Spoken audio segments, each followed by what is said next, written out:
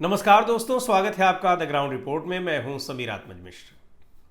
RSS प्रमुख मोहन भागवत का एक बयान जबरदस्त चर्चा में है। उन्होंने अपने लिए बात कही, लेकिन जाहिर सी बात है कि उनके लिए कितनी मायने रखती है नहीं रखती है, लेकिन जहां वो कहना चाहते हैं लोगों का दिमाग सीधे वहीं पर गया और उसी पर अब चर्चाएं शुरू हो गई हैं। मोहन भागवत ने कहा कि मैं इस साल 75 साल का हो जाऊंगा और फिर 75 साल के बाद रिटायरमेंट का प्लान करना चाहिए। अपने पीछे जो लोग हैं, जो दूसरी पीढ़ी के हैं या सेकेंड लाइन लीडरशिप जो है, उसको भी फिर मौका मिलना चाहिए। ये बात उन्होंने कही। ये सही भी बात है और ये बात 2014 में जब प्रधानमंत्री नरेंद्र मोदी बने तब भी संघ की लाइन थी कि 75 साल के बाद किसी को भी पद पर नहीं बने रहना है, फिर उसको रिटायर हो जाना है।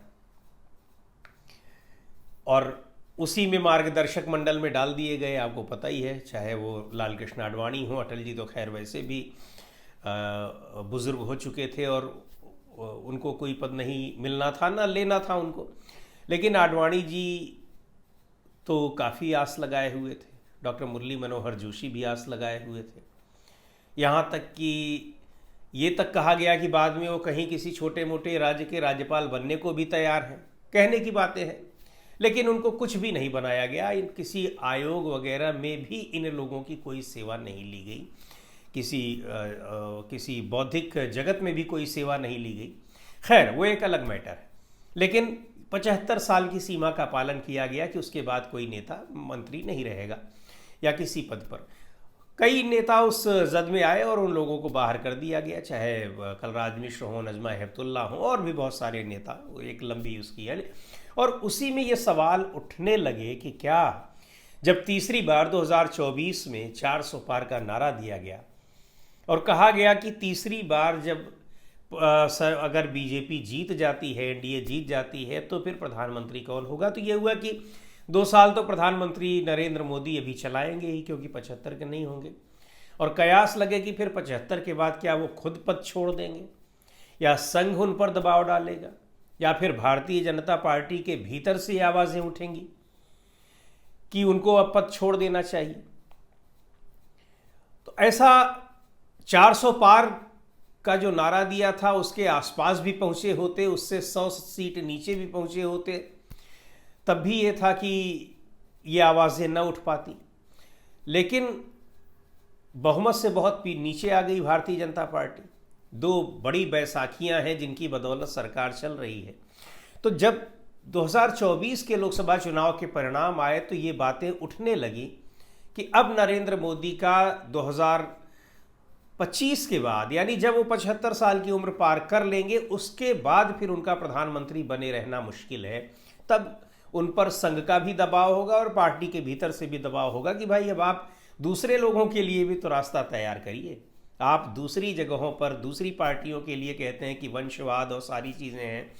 यहाँ तो एक ही व्यक्ति जो है वो 2-2, 3-3 पीढ़ियों का प्रतिनिधित्व करता चला जा रहा है। गुजरात में जब तक आप मुख्यमंत्री थे कोई यहाँ पर लीडरशिप नहीं तैयार हुई, आपके छोड़ने के बाद ही, और आप प्रधानमंत्री भी। तो आखिर क्यों आपकी ही पार्टी में आपका कोई विकल्प नहीं बन रहा है? दूसरी पार्टियों में विकल्प है, वो एक अलग नैरेटिव भले सेट किया जाता है, लेकिन क्या भारतीय जनता पार्टी में भी नहीं है? लेकिन मेरा ये मानना है कि हर पार्टी में है, भारतीय जनता पार्टी में भी है, उनसे बेहतर विकल्प है। और जब काम करने का मौका मिलेगा तब तो। लेकिन जब काम करने का ही किसी को नहीं मौका मिलेगा, एक ही व्यक्ति चिपका रहेगा उस कुर्सी से, तो कैसे मिलेगा? लेकिन 2024 के बाद ये कयास लगने लग गए। पर 2024 के बाद फिर जब महाराष्ट्र और हरियाणा में जो बहुत ही विवादास्पद चुनाव हैं, लेकिन उन दोनों राज्यों के चुनाव में और फिर दिल्ली में भी भारतीय जनता पार्टी की जीत हुई, यानी एनडीए गठबंधन की जीत हो गई, तब ये लगा कि अब ये दबाव बनाना प्रधानमंत्री नरेंद्र मोदी के ऊपर कि वो पद छोड़ दे थोड़ा मुश्किल है। ये दबाव अब तभी बन सकता है जब उनकी दोनों बैसाखियां, यानी जनता दल यूनाइटेड और तेलुगु देशम पार्टी, इन दोनों के बीच में ये दोनों अगर कुछ करेंगी। लेकिन इन दोनों पार्टियों को प्रधानमंत्री ने ऐसा साध लिया है, खास तौर पर तेलुगु देशम पार्टी को, कि वो बिल्कुल चिपक कर भारतीय जनता पार्टी के साथ खड़ी हुई है। वो टस से मस नहीं हो रही है और उसकी बदौलत हालांकि उसको साधने के लिए उनको काफ़ी कोशिश करनी पड़ी, ऐसा नहीं है, बहुत सारे समझौते करने पड़े। तेलुगु देशम पार्टी के नेता और आंध्र प्रदेश के मुख्यमंत्री चंद्रबाबू नायडू जब आ जाते हैं, हज़ारों करोड़ रुपए की सौगात अपने राज्य के लिए ले जाते हैं।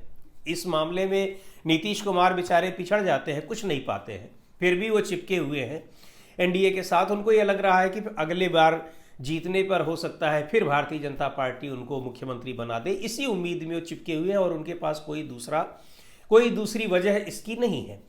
लेकिन इन दोनों लोगों ने जिस तरह से उनको अपना सहारा दे रखा है तो वो बने हुए हैं प्रधानमंत्री।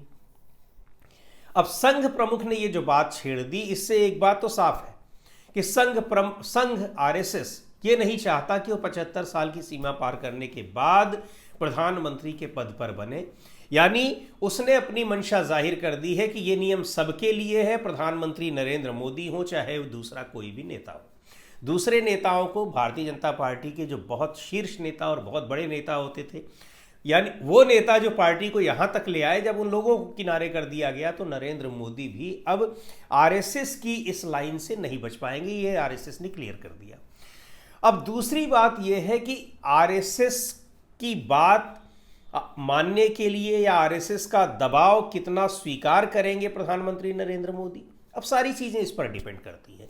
मैं एक बार फिर उसी अपने पुरानी बात पर आऊँगा कि 2024 के लोकसभा चुनाव में 272 का आंकड़ा भी भारतीय जनता पार्टी अगर पार कर रही होती, यानी लोकसभा में बहुमत का आंकड़ा, तो प्रधानमंत्री को आरएसएस टस से मस नहीं कर पाता। जहाँ तक मेरी अपनी राजनीतिक समझ है, जहाँ तक मैं इस पार्टी को और इस पार्टी को भी, देश की राजनीति को भी और भारतीय जनता पार्टी को पोस्ट मोदी एरा से देख रहा हूँ, मोदी के युग में जब जिस तरह से मैं देख रहा हूँ, ये लोग कुछ नहीं कर पाते, संघ कुछ भी नहीं कर पाता, उनके ऊपर कोई दबाव नहीं बना पाता कि आप हटिए पार्टी से, ना हटिए।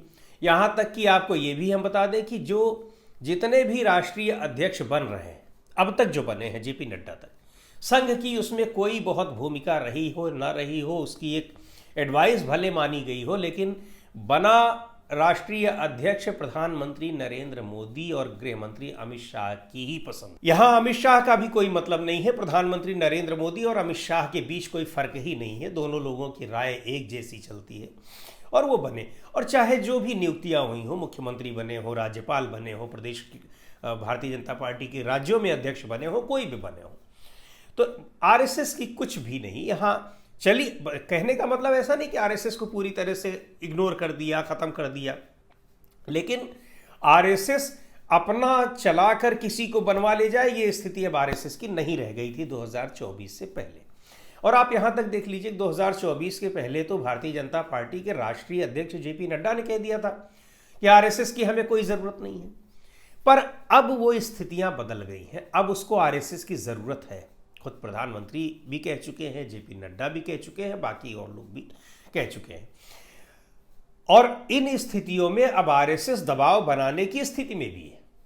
अब उसके पास महज 240 सीटें, 240 सीटों में अगर दोनों बैसाखियों में से कोई भी एक बैसाखी अगर डगमगा गई तो खतरा हो जाएगा, पैदा हो जाएगा। और आरएसएस के पास अब की स्थिति में अब प्रधानमंत्री नरेंद्र मोदी का भी ये काल अब ढलान की ओर है।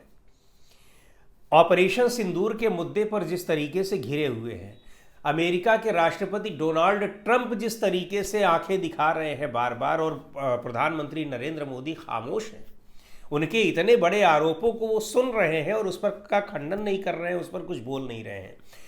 बहुत सारे और भी मुद्दे हैं जिन पर वो बुरी तरीके से घिरे हुए हैं, और ये घिरे हुए केवल विपक्ष ने उनको नहीं घेरा हुआ है, इस घेराव में उनके सहयोगी भी हैं और उनका जो पितृ संगठन है आरएसएस वो भी है। लेकिन हाँ, वो खुलकर कोई चीज़ नहीं कह सकते हैं चूंकि एक मर्यादा से बंधे हुए हैं।